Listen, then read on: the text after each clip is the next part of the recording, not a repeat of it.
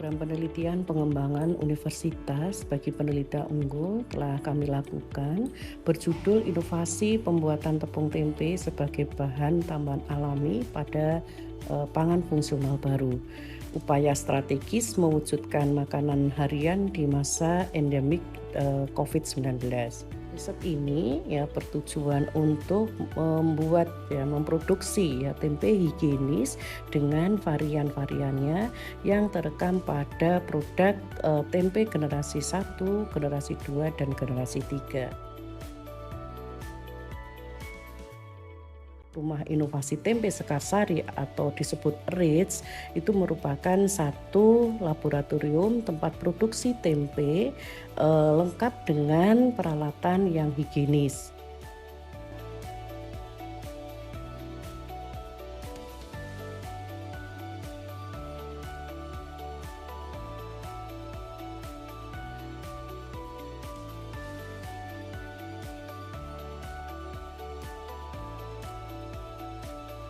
Kemudian untuk tempe sendiri pada penelitian ini memang diupayakan dan memang disuguhkan pada masyarakat yang berlabel tempe higienis dan konservasi. Di dalam prosesnya dibuat dengan 2 kali rendaman dan 2 kali pemanasan. Hal ini ada hubungannya dengan higienitas produk tempe yang jadi dan sekaligus ada upaya untuk bagaimana tempe yang dihasilkan bermanfaat untuk kesehatan.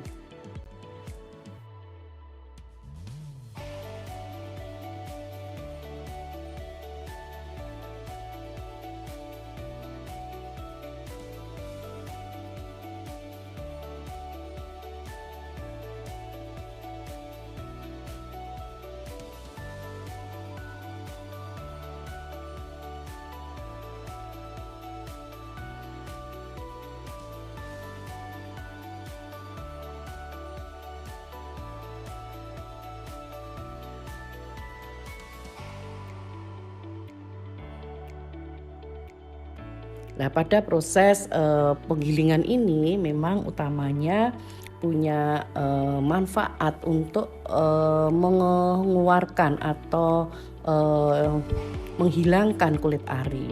Kenapa demikian? Karena kulit ari sendiri sifatnya adalah selulus, artinya terbuat dari selulus, dan mikroorganisme yang berperan pada pembuatan tempe yaitu Rhizopus di sini menggunakan Rhizopus oligosporus dari raginya tidak mempunyai enzim selulase, sehingga bila tempe dibuat dengan masih ada kulit, tentunya ini akan menghambat proses penetrasi dan pada akhirnya ini bisa menghalangi proses degradasi atau metabolisme yang terjadi pada tempe dan pada akhirnya memang tempe tidak bisa memberikan harapan munculnya senyawa-senyawa monomer yang bermanfaat untuk kesehatan.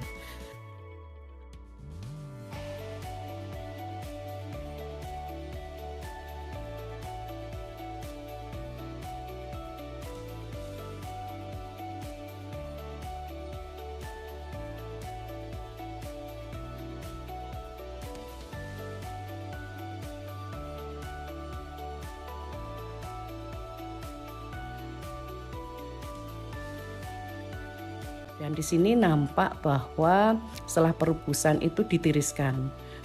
Perebusan kedua itu sebetulnya lebih bersifat ke pengukusan karena dilakukan hanya beberapa menit, 10-15 menit, dan sifatnya lebih mengarah pada pasteurisasi.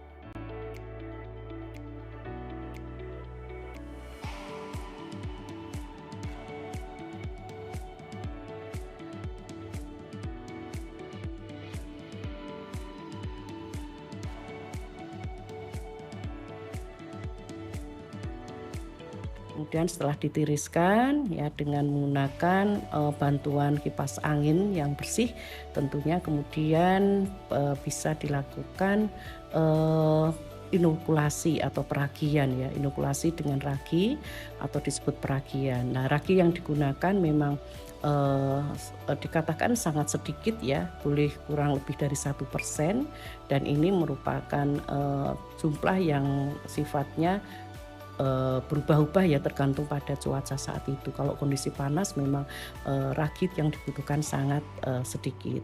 Kemudian pada saat mencampur itu sebaiknya juga menggunakan sarung tangan ya untuk menjaga higienitas.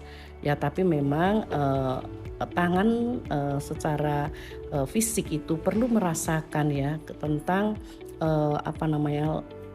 jumlah ya atau kepadatan ya dari ragi yang menempel pada biji kedelai.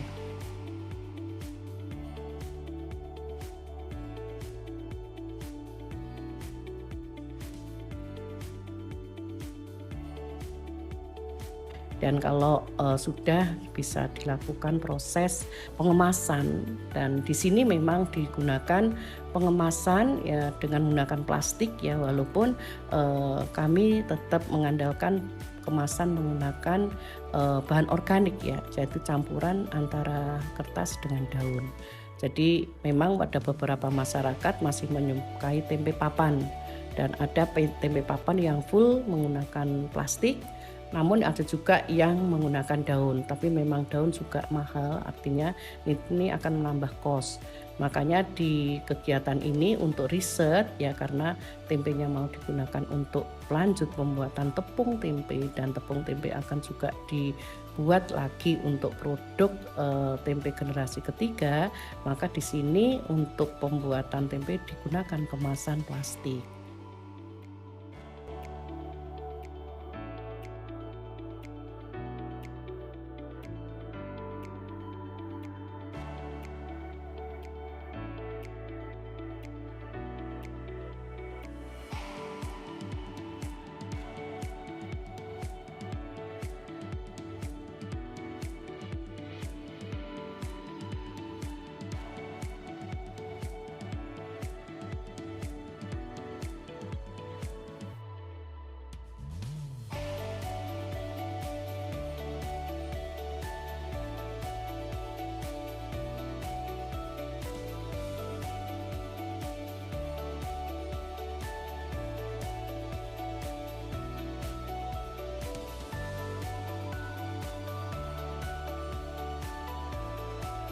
Setelah pembuatan tempe selesai sampai tempe itu jadi, yang dicirikan dengan bentukan semiselium berbenang-benang berwarna putih tebal, maka untuk produk generasi kedua, tempe yang sudah jadi dikukus kurang lebih selama 10 menit ya, kemudian diiris-iris, dijemur ya, dijemur sampai kering. Kemudian setelah dijemur sampai kering, kemudian bisa ditepungkan. Nah, tepung tempe inilah menjadi bahan baku pembuatan produk olahan diversifikasi selanjutnya yang disebut sebagai produk tempe generasi ketiga.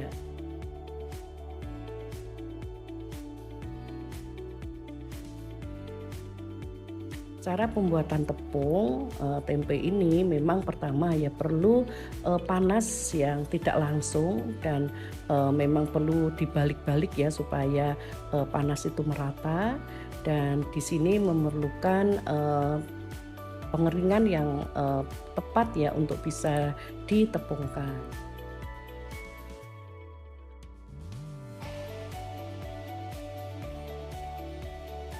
Kemudian setelah ditepungkan memang ini dikemas dengan plastik, diberi silika gel, dan itu bisa jadi bahan baku yang bisa disimpan.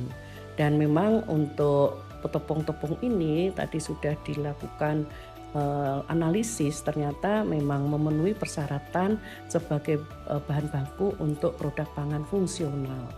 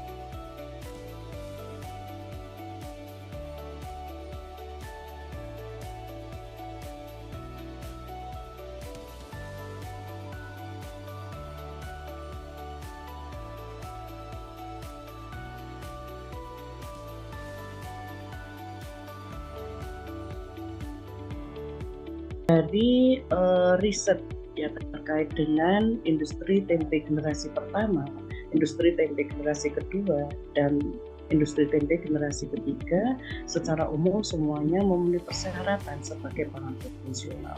Hal ini ditunjukkan dengan kandungan proxima, antioksidan, dan isoflavon, atau dalam hal ini diukur total flavonoid. Kemudian dari beberapa produk yang dihasilkan ada 22 itu yang menjadi kandidat ya untuk tempe, yaitu tempe dengan tambahan kayu manis, tempe dengan tambahan daun kelor, dan beberapa yang menjadi olahan masih dalam kriteria industri generasi pertama, yaitu keripik tempe.